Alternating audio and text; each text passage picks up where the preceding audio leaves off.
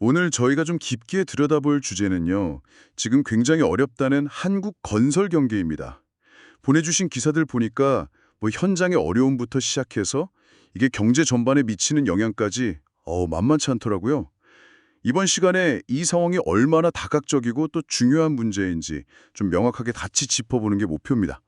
우선 그 새벽 인력 시장 풍경부터 시작해 볼까요? 일자리가 확 줄면서 정말 그 절박한 노동자분들 현실이 바로 느껴지던데요. 네, 맞습니다. 그 남구로역 새벽 인력 시장이요. 지금 건설 현장의 고용 상황이 얼마나 안 좋은지를 딱 보여주는 상징적인 곳이죠. 들어보면 일감이 뭐 평소에 절반도 안 되고 심지어는 임금까지 깎이는 상황이라고 하니까요. 이야. 이게 근데 그냥 뭐 느낌만이 아니라 통계로도 딱 잡히거든요. 건설업 실업급여 새우 신청하신 분들만 지난 5월에 거의 10,000명 가까이 되고요. 전체 받는 분들도 작년보다 한 18%그 이상 늘었습니다. 단순히 뭐 일자리 몇 개 줄었다 이 수준이 아니라 정말 생계 자체가 위험한 상황이군요. 네, 그렇습니다. 이 데이터가 결국 보여주는 건 뭐냐면 민간 쪽에서 투자를 하려는 마음이 엄청나게 위축됐다는 거거든요. 올해 1분기만 봐도 민간 건설 계약액이 작년 같은 기간보다 무려 13%나 확 줄었어요. 13%나요? 엄청나네요. 네, 공공 부분에서 좀 늘리긴 했는데 전체적인 감소를 막기에는 뭐 택도 없었죠. 전체 규모는 한 4.8% 줄었습니다. 심지어 그 건설 근로자 공제회에서 긴급 생활자금 빌려주는 거 있잖아요. 그거 신청에 너무 몰려서 예산이 그냥 바닥나서 중단됐다고 하니까 얼마나 심각한지 알 수 있죠. 결국 이제 버티고 버티다가 문 닫는 건설사들도 계속 나오고 있고요. 올해 들어서만 벌써 300곳 넘게 폐업했다는 소식도 있고요. 한국은행에서도 올해 건설 투자 성장률 전망치를 마이너스 6.1%로 잡았는데 이게 외환 위기 이후로 가장 낮은 수치라고 하더라고요.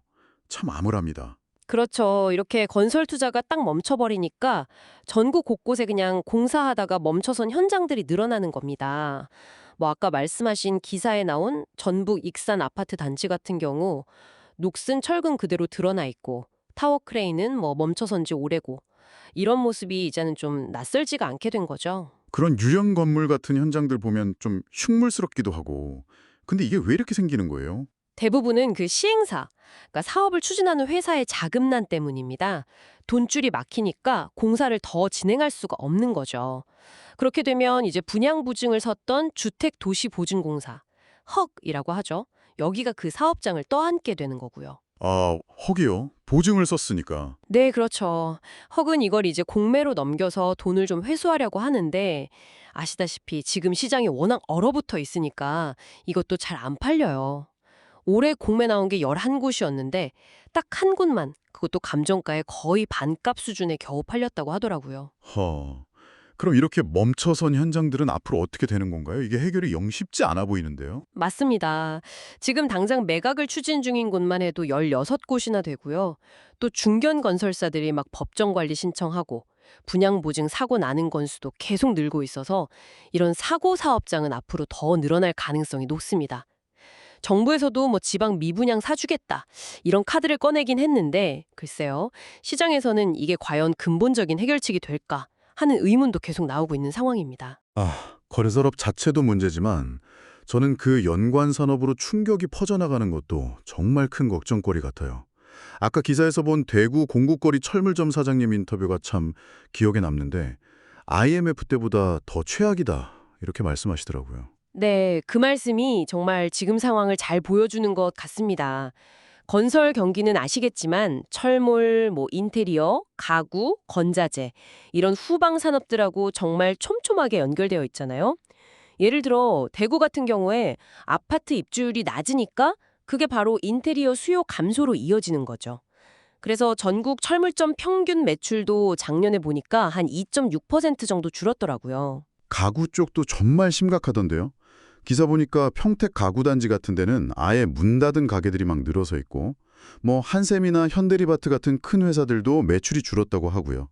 심지어 이케아도 새로 매장 내려고 했던 계획을 취소할 정도라고 하니 그렇습니다.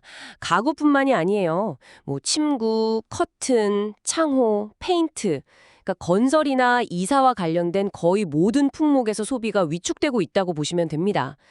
심지어는 부동산 거래 자체가 워낙 줄다 보니까 새로 공인중개사 사무소 여는 분들 숫자가 통계 작성 시작한 이래로 역대 최저래요. 지난 5월에는 새로 연 곳보다 문 닫은 곳이 더 많았다고 하니까요. 와, 이건 뭐 정말 도미노처럼 그쵸? 줄줄이 다 영향을 받는 거네요. 네, 건국대 박합수 교수님 지적처럼 이 건설업 침체가 관련 산업 넘어서 우리 내수경제 전체에 크게는 뭐 최대 10%까지 영향을 줄 수 있는 아주 중대한 문제입니다.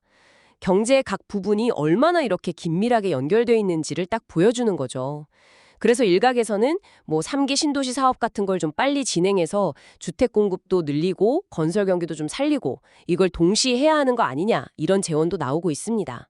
네, 정리를 좀 해보면요. 지금 건설 경기 침체는 단순히 뭐 건설 회사 몇 개 어렵다 이 차원을 넘어서 현장에서 일하시는 분들의 생계 문제, 또 도시 미관을 해치는 유령 건물 문제, 그리고 가구, 철물, 인테리어, 부동산 중개업까지 정말 우리 경제 곳곳에 연결된 산업 전체를 뒤흔드는 그런 복합적인 위기 상황이다. 이렇게 볼 수 있겠네요. 네, 맞습니다. 건설업이 정말 우리 경제의 어떤 모세혈관처럼 여러 분야에 영향을 미치고 있다는 걸 다시 한번 확인하게 되는 것 같습니다. 마지막으로 청취자 여러분께 질문 하나 던지면서 마무리할까 합니다. 건설업의 침체가 이렇게나 광범위한 영향을 미친다면 혹시 지금 여러분의 일상이나 주변에서 우리가 미처 생각하지 못했던 또 다른 분야도 이 여파를 느끼고 있지는 않을까요? 한번 주변을 둘러보시는 것도 좋겠습니다.